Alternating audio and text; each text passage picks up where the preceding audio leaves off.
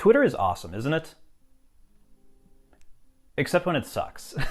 Like, there's definitely good things about Twitter and bad things about Twitter. And personally, Twitter has been such an amazing resource for me. I have met so many people. I've gotten lots of opportunities because of Twitter, because of the relationships I've built on the platform. I think it's a wonderful place. I think it's a great place. If you follow the right people and do the right things, it can be really, really great. It's definitely got some problems. I totally get that. But for me, it's the most valuable social network in my life, and I am super happy it exists, and I use it every single day.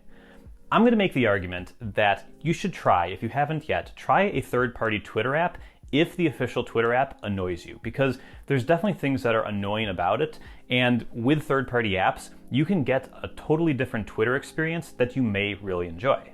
This video is not sponsored by anybody, it's not sponsored by Twitter, it's not sponsored by any of these apps. I just wanted to give you an idea for what is out there and what you may enjoy. So the first thing you're probably going to notice when you look at one of these apps is that there are no promoted tweets anywhere. There are none of those garbage tweets that, I don't know, someone might like, but obviously they're just there so Twitter can make money. They're just ads in your timeline that people click on, I'm sure, but I never do. I try to ignore them as much as I can. I can ignore them. I don't feel like they're that horrible, but there's definitely quite a few of them, and the removal of them from my timeline is definitely noticeable and is definitely a quality of life improvement in my book. So no ads, that's great, all on its own. The next thing that you get is a reverse chronological timeline. And if you're not sure what that is, that's basically where the oldest messages that were posted are at the bottom of your list. And as you scroll up, you get to the newer things. And as you get to the top one in your list, that's the most recent thing that was posted, and you're done. You've reached the end of Twitter. So that's a really nice feature. If you're following something live, you can see things as they come in. That's really nice. Some people like it because it doesn't have Twitter suggesting what they should look at. They prefer to just have everything be treated the same and look at everything equally. I think there's definitely upsides and downsides to that, but this is kind of the concept, is that you just see a list of the things people you follow posted, and once you're done, you're done. So that's one of the things that you get. Whether you like that or not is really up to you. I think it works better for people who are on Twitter a lot, because if you sign off Twitter and don't go on it all day at work, a crazy idea, I know, but like, what if you don't go on Twitter all while you're at work and you come back 8-10 hours later or whatever, and you sign on again?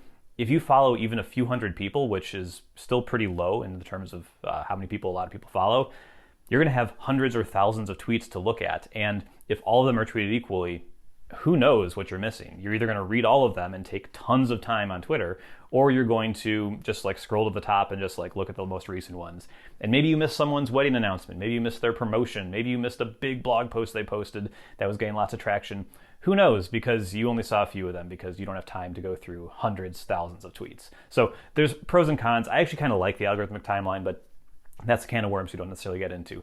Here, the point is, if you like the idea of all of your tweets presented equally and in order that they were posted, then this is what you get from third-party apps. This all kind of adds up to a generally cleaner timeline. So in addition to just showing your tweets in the order they were posted, it also doesn't have stuff like showing you, here's a list of people you should follow in your timeline. And it's I'm reading my timeline. I want to see what people I already follow posted.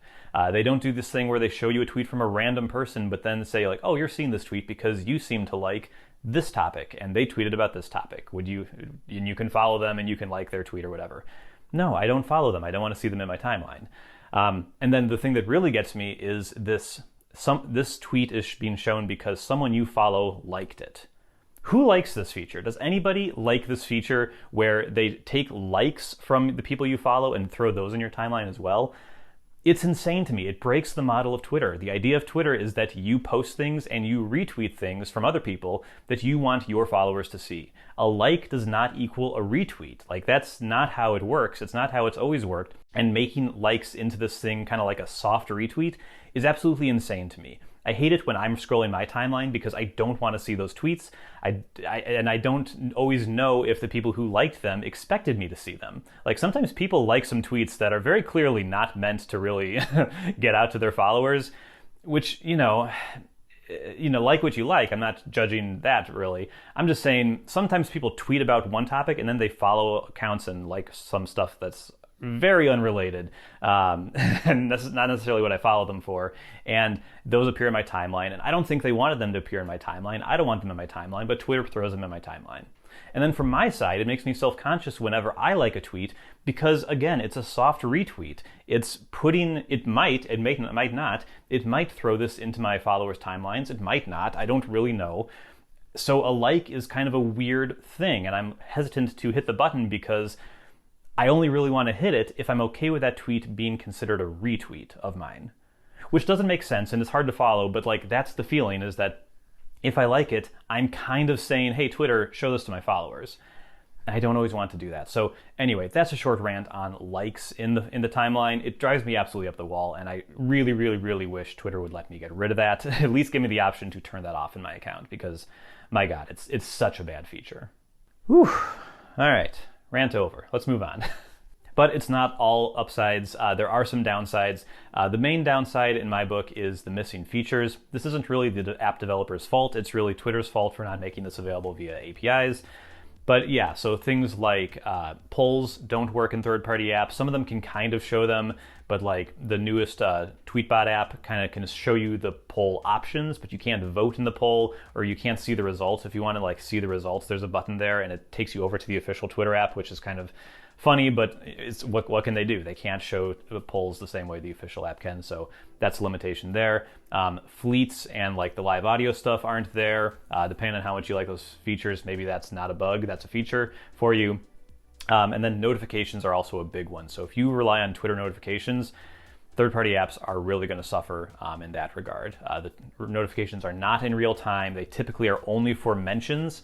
If you want to do that, you can't get really real notifications for likes and retweets and that sort of stuff. So again, depending on how you use Twitter and how important that is to you, that may not be an issue, but it's definitely something to know that notifications, I would recommend personally, turn off your Twitter notifications. Those, you don't need those. Like, go to Twitter when you want to be entertained, you want to see some stuff and then catch up then. But like, do you really need real-time notifications for Twitter? Some people maybe do, but I think a lot of us would enjoy social media more if we didn't let it interrupt our lives.